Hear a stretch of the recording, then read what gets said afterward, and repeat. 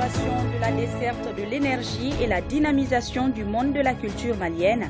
Des sujets au cœur de la séance plénière ce jeudi au Conseil national de transition. Les ministres en charge de l'énergie et de la culture se sont prêtés aux questions de 2 membres du CNT. Collecte et transformation du beurre de karité Made in Mali, Banankoroni a désormais une usine avec 128 emplois directs et indirects. Dénommée Malichi, la réalisation de cet ouvrage a coûté plus de 500 millions de francs CFA. Le tournoi sportif pour la paix et la réconciliation, facteur de brassage culturel entre jeunes du Mali, au-delà de son caractère festif, il a donné un véritable coup d'accélérateur aux initiatives de paix et aux activités économiques de la ville de Gao. Le 6 mars 2001 disparaissait un monument de la culture malienne, icône du cinéma et de la radio. Les 20 ans de la disparition de Bala Moussa Keïta ont été marqués par une semaine d'activité et ici à l'ORTM, Souri Ibrahima Keïta nous fait revivre ce soir des séquences inoubliables de l'artiste. Très heureuse de vous retrouver pour un nouveau point de l'actualité nationale. Bonsoir et bienvenue dans cette édition. Les présidents de la Maison de la Presse, de la CENI et de l'Autorité de régulation des marchés publics et des délégations des services publics ont été reçus par le président de la transition. Si les autres sont venus présenter leur nouveau bureau au chef de l'État, le président de la CENI, lui, a présenté son rapport de fin de mission. Dougoufana Traori. C'est Bandjougou Dante, le président de la Maison de la Presse, accompagné par certains membres de son bureau, qui a été la première personnalité reçue par le président Bandao. Les échanges ont porté sur les voies et moyens pouvant améliorer le travail des hommes des médias. Nous avons échangé sur les préoccupations essentielles de la presse malienne. Le président a été suffisamment édifié. Nous avons beaucoup parlé du cadre législatif. Nous avons également parlé de l'aide à la presse. Nous avons aussi parlé de la rénovation de la Maison de la Presse. Enfin, nous avons parlé aussi du festival Ondes de Liberté qui est à relancer. Le président, il est pragmatique et nous pensons que vraiment la parole présidentielle va nous donner satisfaction. La seconde personnalité reçue par le président de la transition est le président de la CENI. La remise d'un rapport de fin de mission au président de la République est dictée par la loi de 2016 du Code électoral. Ce rapport est constitué des activités menées par la CENI de 2017 à 2020. C'est un document qui est accompagné de pièces annexes. La CENI, depuis 4 ans, nous avons pu acquérir une certaine expertise. Nous avons un peu capitalisé cette expérience et cette expertise pour mettre à la disposition des autorités de la transition dans le cadre de la feuille de route de la transition, déclinée au point 4, en ce qui concerne les réformes institutionnelles, politiques, électorales. Parce que nous sommes convaincus que les meilleurs textes sont pris au moment de la transition, où il n'y a pas de majorité, il n'y a pas d'opposition, où les textes sont pris à froid et pour l'avenir. Enfin, pour mener à bien sa mission, le président de l'autorité de régulation des marchés publics et des délégations des services publics, Alassane Ba, fraîchement nommé, est venu soumettre certaines préoccupations de sa structure au président de la transition, chef de l'État Bandao. Le Premier ministre Mokhtar Wane, lui, a reçu le président de l'Association malienne des droits de l'homme, accompagné d'une forte délégation. Ils ont évoqué les échéances électorales, l'accord pour la paix et la réconciliation, le problème de la zone aéroportuaire et la lutte contre l'impunité. Maître Mokhtar Mariko, président de l'AMDH, nous donne plus de précisions au micro de Tamsir Djabati.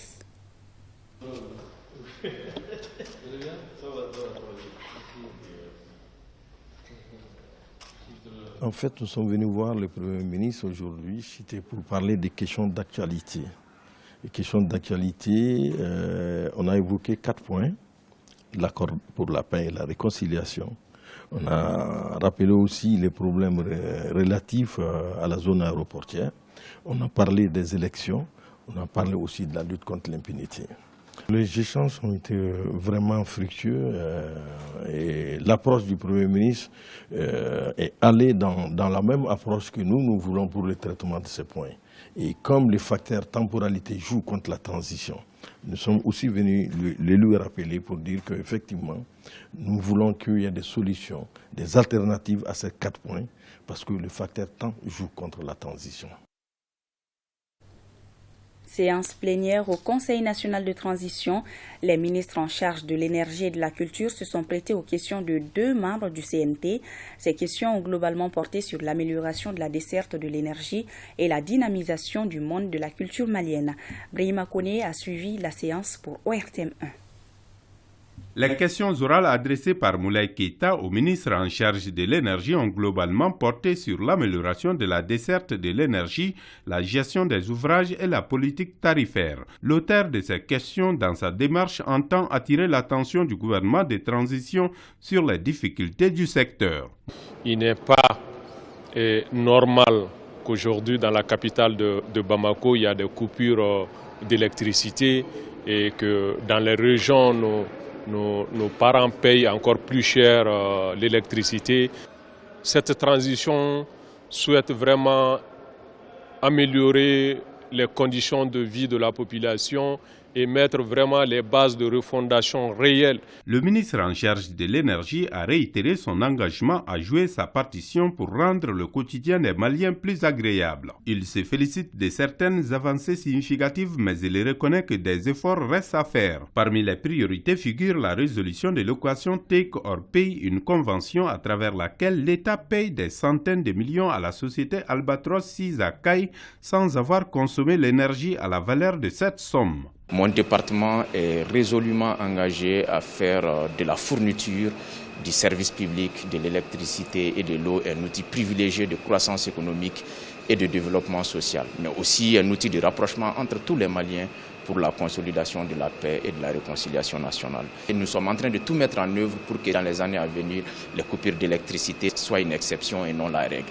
La dynamisation du monde de la culture était au centre de certaines questions orales adressées au ministre de la Culture, de l'Artisanat et du Tourisme par Magman Gabriel Konaté. À la question de construire un Mali nouveau, les interprétations varient selon les dépositaires et conservateurs de la tradition, mais les objectifs sont identiques.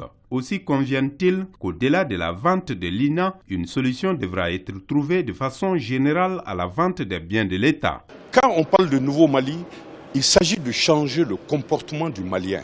Il s'agit de changer la mentalité du Malien. Demande à quelqu'un le nom des mois en Bamanankan. Il ne te le dira jamais parce qu'il ne le sait pas. Il dira janvier Kalo, février Kalo. Demande-lui le nom des saisons en Bamanankan. Il ne pourra pas te le dire. Nous sommes revenus sur les séminaires que nous avons organisés en mettant l'accent sur le fait que ces séminaires n'étaient pas que des états de lieu, que ces séminaires étaient l'occasion pour tout le monde d'ensemble dégager une vision, mais une vision qui allait aussi aboutir à des recommandations fortes. Et je me suis engagée, en tout cas pour ce qui nous concerne, pendant cette période de transition, d'être particulièrement vigilante pour préserver le patrimoine national, pour préserver les biens de l'État. Au début de la séance plénière, Djenabou Diarra, nouveau membre du CNT qui remplace Fatmata Sissé, démissionnaire, a été présenté. Le Japon vient de mettre à la disposition du Programme alimentaire mondial une enveloppe d'1 milliard de francs CFA pour le redémarrage des cantines scolaires dans les régions du centre et du nord. L'ambassadeur du Japon au Mali et la représentante résidente du PAM ont signé ce matin une convention dans ce sens. La cérémonie de signature s'est déroulée en présence de Boubacar Sissoko. Le Japon répond encore présent en faveur du Mali. Il met à la disposition du Programme alimentaire mondial PAM une enveloppe d'1,5 milliard de francs CFA. Et c'est le diplomate du Japon au Mali et la représentante du PAM qui concrétise cet appui à travers la signature de cette convention. Cette contribution permettra au PAM d'apporter une assistance alimentaire vitale à plus de 35 000 personnes vulnérables dans les zones de conflit dans le centre et le nord du Mali. Ce soutien garantira également la fourniture de repas scolaires nutritifs quotidiens aux enfants des écoles primaires de la région de Kidal. Cette assistance du Japon vise à réduire considérablement la souffrance des couches vulnérables affectées par les conflits dans les régions du centre et du nord. Initié par le PAM à la demande du gouvernement malien, il vise à renforcer la résilience chez les enfants en âge de scolarisation, les réfugiés et les déplacés internes en satisfaisant leurs exigences alimentaires et nutritionnelles de base. Cette aide vient à point nommé. Elle permet, selon les autorités, le redémarrage de l'école avec cantine dans les dites zones. De nombreuses études ont démontré que quand on appuie la scolarisation, notamment en termes d'alimentation, que cela a un impact très positif sur la scolarisation des enfants. Donc j'ai demandé à l'ambassadeur du Japon de transmettre au peuple et au gouvernement du Japon les sincères remerciements du peuple et du gouvernement du Mali et notre profonde gratitude. Et nos remerciements également au PAM, qui est tout à fait disposé à exécuter directement ce programme au bénéfice des populations maliennes. Bien avant la crise de 2012, le Japon a toujours été un partenaire important du Mali.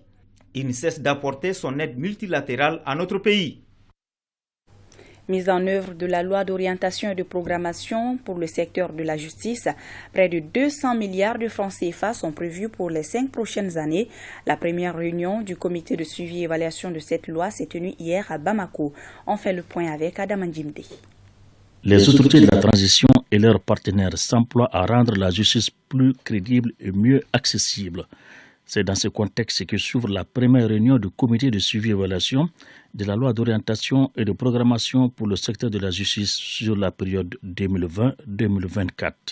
Déjà, la mise en œuvre de cette loi démarre de façon pénible compte tenu de plusieurs facteurs. La première année de mise en œuvre de cette importante loi a été marquée par la persistance de la crise sécuritaire, l'avènement de la crise sanitaire, mais aussi et surtout l'installation d'une crise politique.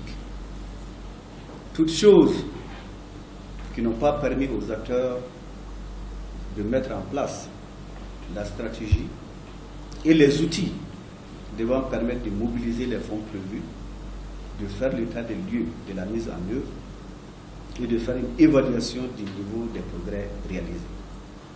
Ce comité a pour rôle d'accompagner les réformes prévues, de mesurer les résultats atteints et de suivre le budget à la satisfaction des partenaires techniques et financiers de notre pays. Les partenaires techniques et financiers du secteur qui accompagnent le ministère de la Justice dans bon nombre d'activités prévues dans cette loi d'orientation suivront donc les indicateurs de performance et leur taux de réalisation avec beaucoup d'attention. Il est bien sûr important pour les partenaires de constater des avancées et de mesurer les progrès effectués, aussi dans l'optique de poursuivre les appuis et même de les renforcer. La loi d'orientation et de programmation pour le secteur de la justice est un ambitieux projet avec des objectifs à la dimension de son importance aux yeux des justiciables. Il s'agit de relever les défis de la justice à travers un investissement de 190 milliards de francs CFA entièrement supporté par le budget national.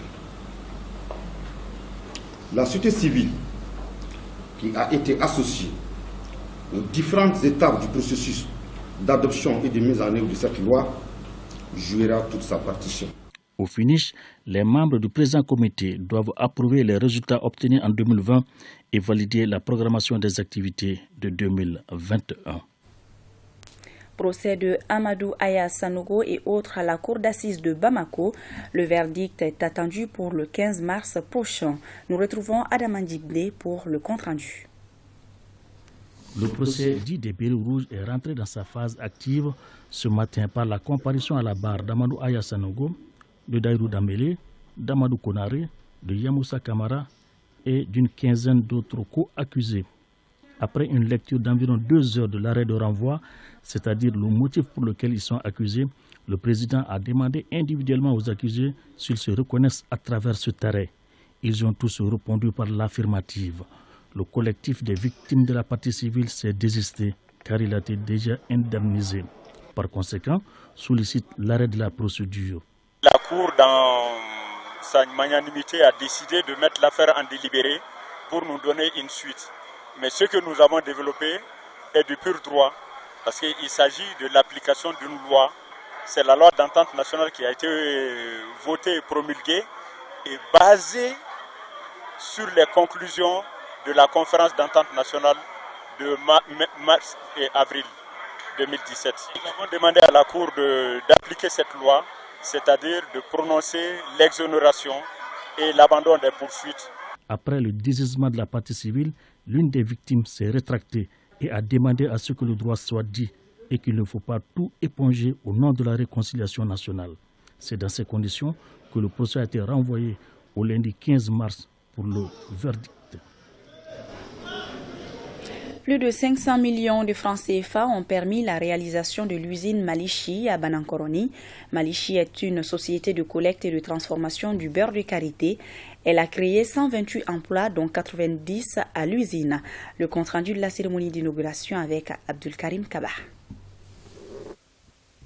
Industrialiser la filière beurre de karité au Mali, c'est l'objectif de Malichi, d'où la construction de cette usine de transformation de karité. Malichi se décline en 4 composantes. La construction de l'usine de transformation, le développement d'une chaîne d'approvisionnement intégrée en lien avec les collectrices, la vente à l'export sur le marché local et international et la valorisation des sous-produits.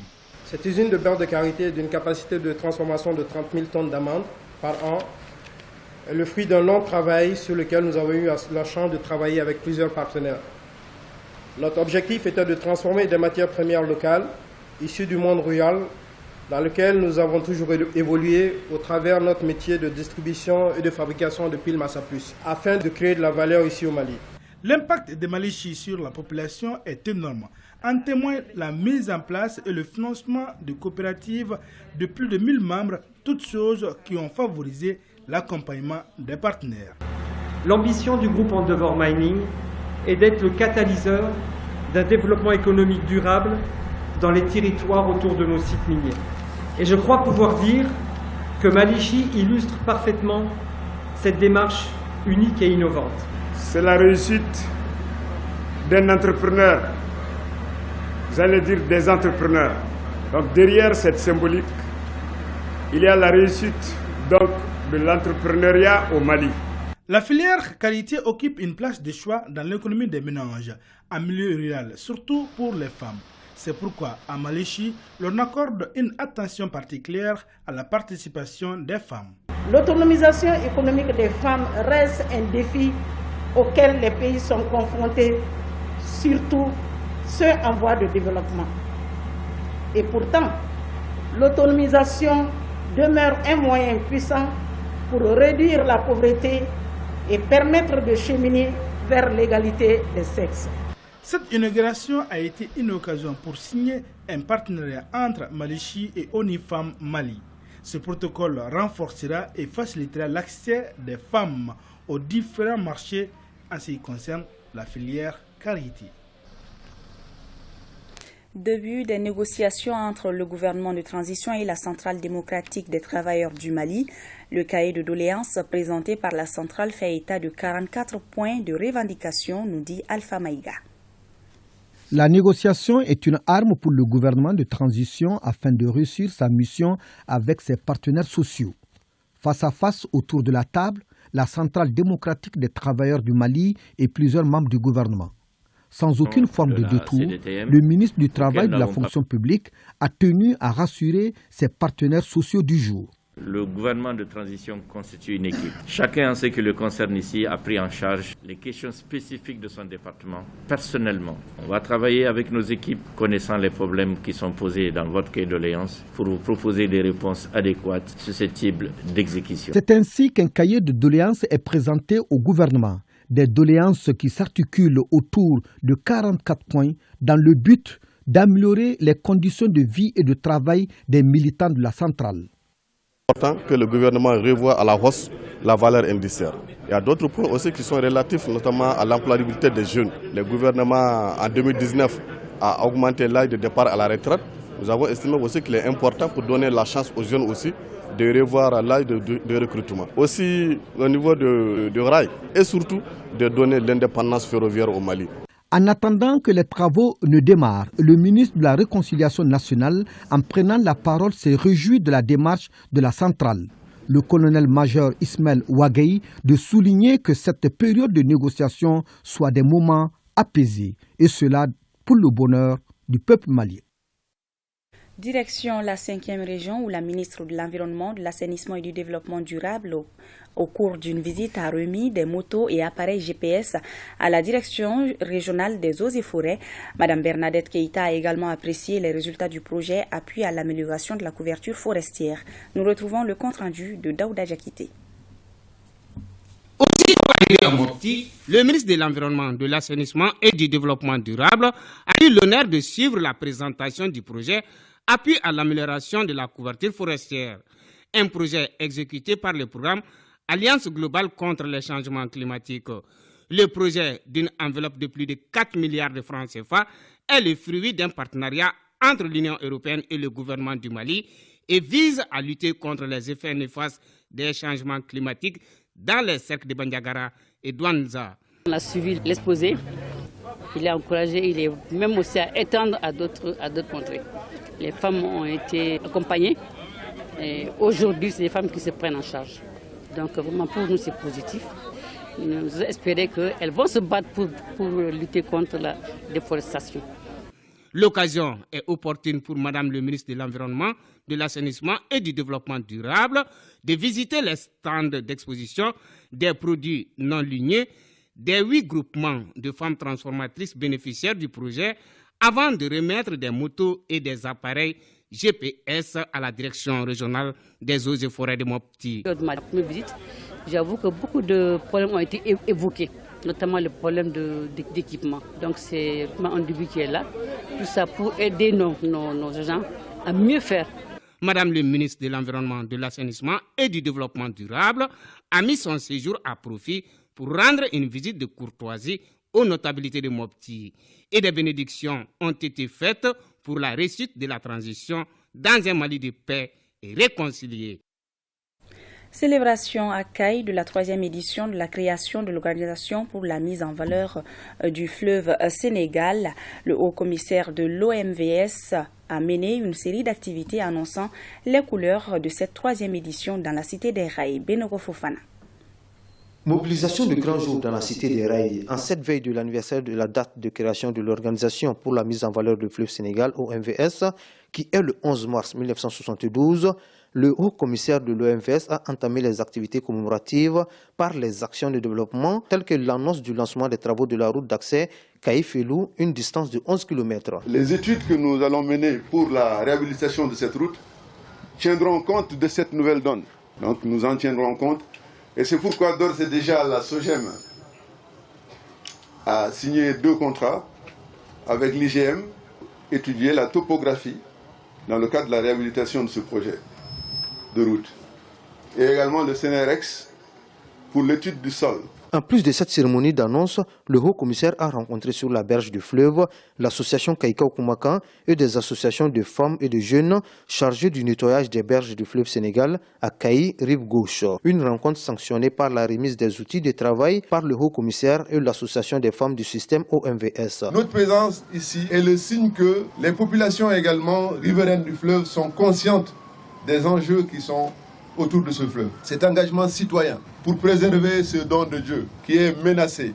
Et votre action citoyenne doit être renforcée par une dynamique collégiale, collective. Partout, chacun doit savoir que ce fleuve est en danger. Les autres temps forts de cette journée ont été la cérémonie de dédicace d'une place à l'OMVS, la course de pirogues et de marionnettes sur le fleuve organisée par la coopérative des pêcheurs de la région. Mise en place ce jeudi du Bureau national de la Chambre de commerce et d'industrie du Mali. À l'issue des travaux, un bureau de 10 membres dirigé par le président sortant Youssouf Badjili, largement réélu. On en sait plus avec Youssouf Diakité.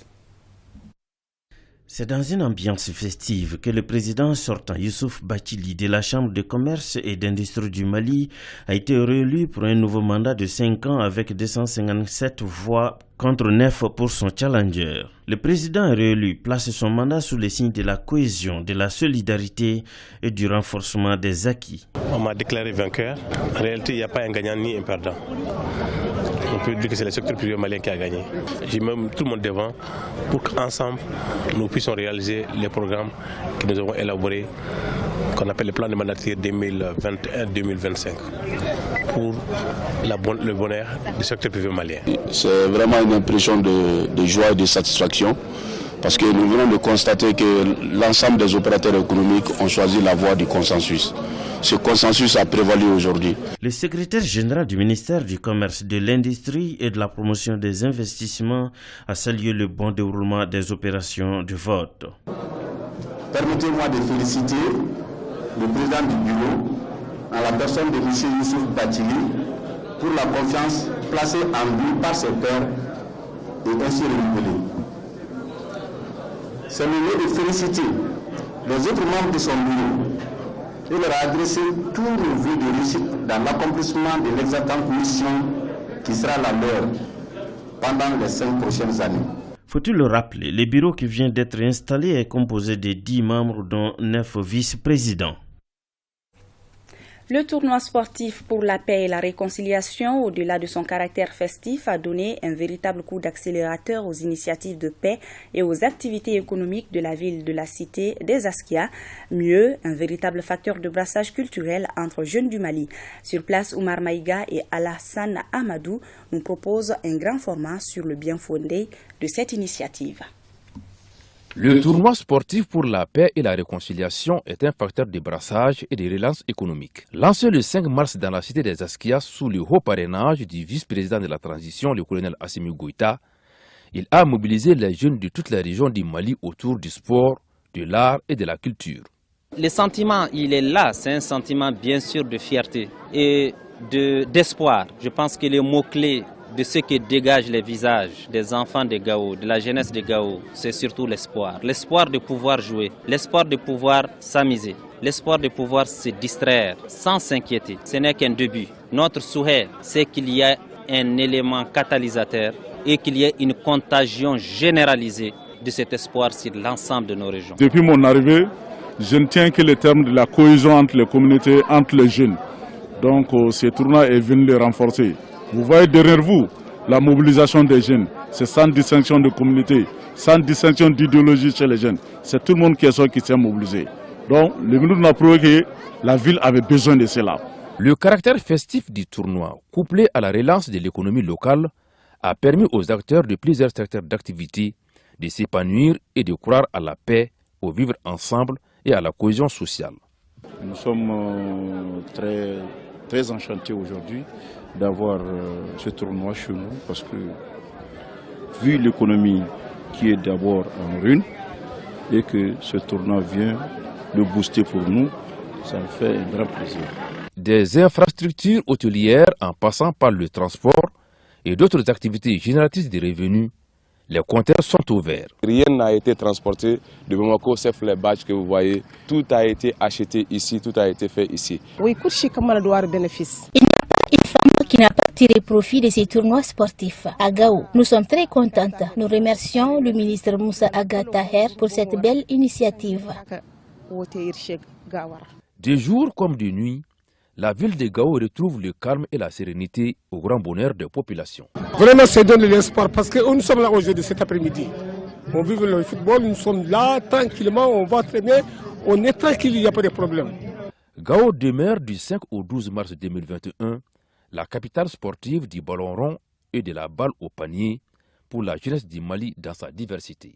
Le tournoi sportif, initié par le ministère de la Jeunesse et des Sports, en partenariat avec le ministère de la Réconciliation nationale, de la Défense et des anciens combattants de la sécurité, entre autres, a non seulement permis à la jeunesse de se retrouver, de communier, mais aussi de donner un véritable coup d'accélérateur aux activités économiques de la région de Gao.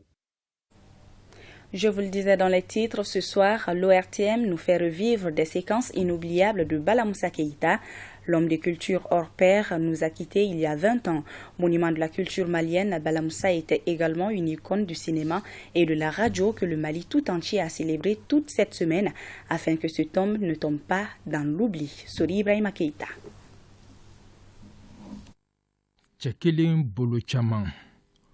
La trouvaille est de lui, mais elle lui sera collée indélébile à sa peau à lui-même par ses contemporains. Et voilà toute trouvée une épithète qui résume à elle seule la personnalité, le talent et toutes les autres qualités de cet enfant prodige du théâtre, de la radio, du cinéma. Né en 1934 à Nanko, un village dépourvu de toute infrastructure scolaire dans l'arrondissement central de Ségou.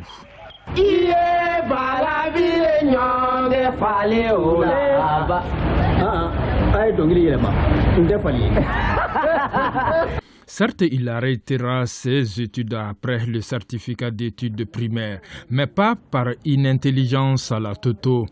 Plutôt par ambition trop prononcée pour les aventures, à la recherche d'un mieux-être. Il débarque à Bamako. Divorce consommé avec l'école, mais pas avec les études, car il optera pour le self-made man. Armés du seul, Mamadou et Bineta sont devenus grands. Il abandonnera tout au profit de petits commerces, vendeur de petits pains et des cigarettes issues d'un certain Salif Koulibaly, commerçant à Bozola qui l'envoyait chercher du poisson à Mopti. En 1950, il s'essaie au cinéma à l'âge de 16 ans environ, puis se retrouve en Chine pour la traduction des films chinois en pamana. Et les réalisateurs maliens feront le reste. Suleiman Sissé, Khalifa Dienta, Cheikh Oumar Sissoko, Emmanuel Sanou du Burkina Faso, Kamara Dansogo Mohamed de Guinée, l'ont roulé comme une galette selon ses propres expressions, faisant de lui, au gré des scénarios, chef d'entreprise, officier supérieur, roi, manœuvre, griot, chef de village.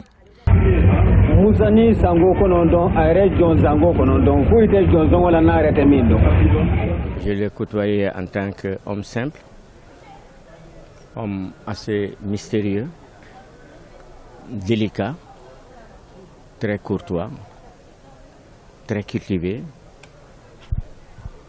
Bala, c'est vraiment un grand homme.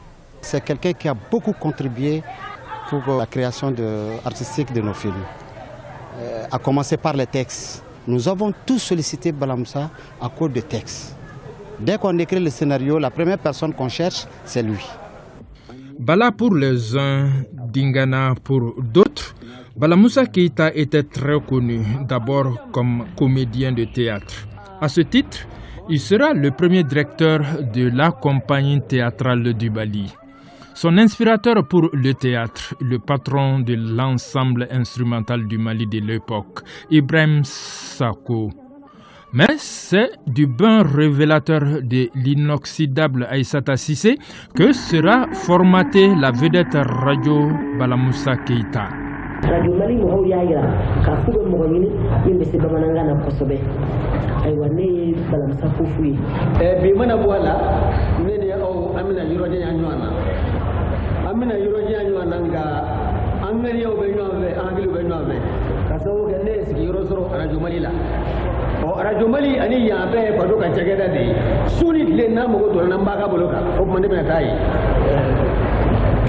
Bala, c'est aussi un homme de publicité et de marketing où il évoluera à partir de 1966 avec les Seiba Lamine Diakité, Papa Omar Sila, Suleiman Doukouré, Brima Kone.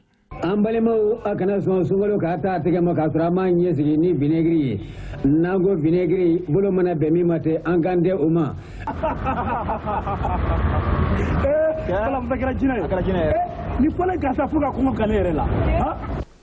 Il faut reconnaître la valeur des gens, surtout la valeur des gens qui ont donné à leur pays. Et Bala Moussa a suffisamment donné, sans qu'on lui rende.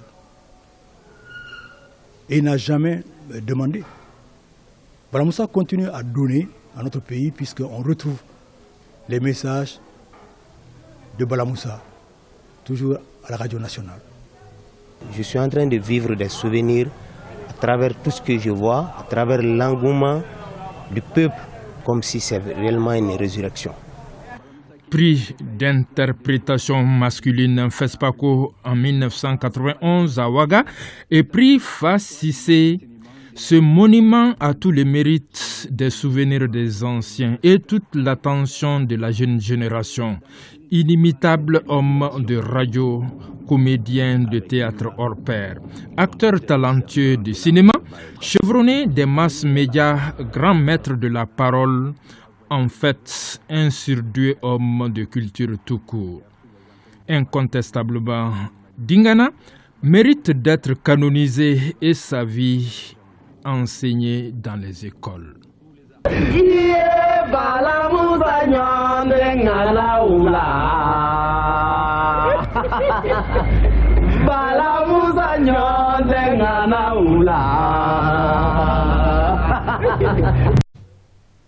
Le bureau Mali et Sahel Timbuktu Institute ouvre désormais ses portes ici à Bamako. La cérémonie officielle de lancement des activités du bureau a été marquée entre autres par des communications relatives à la résolution des conflits en Afrique de l'Ouest et au Mali. Nouhoum Sissoko.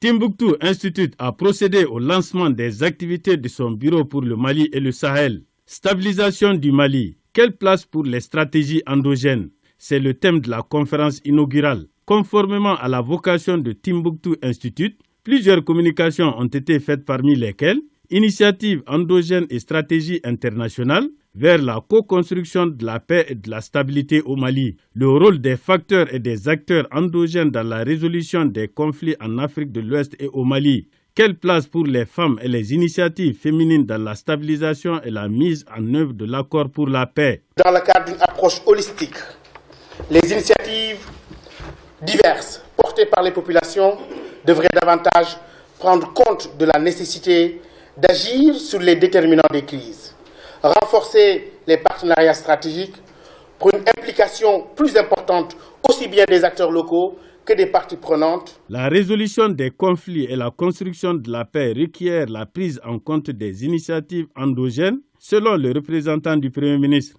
Loin de vouloir remettre en question l'appui de nos différents partenaires au plan régional et international, il apparaît aujourd'hui important qu'à côté des initiatives combinant plus ou moins l'action militaire et les stratégies de développement, d'essayer des stratégies endogènes de résolution des conflits. Timbuktu Institute se veut une force de proposition. Il œuvre pour la prévention de la violence, la paix, l'insertion sociale des jeunes, l'éducation aux droits humains, entre autres.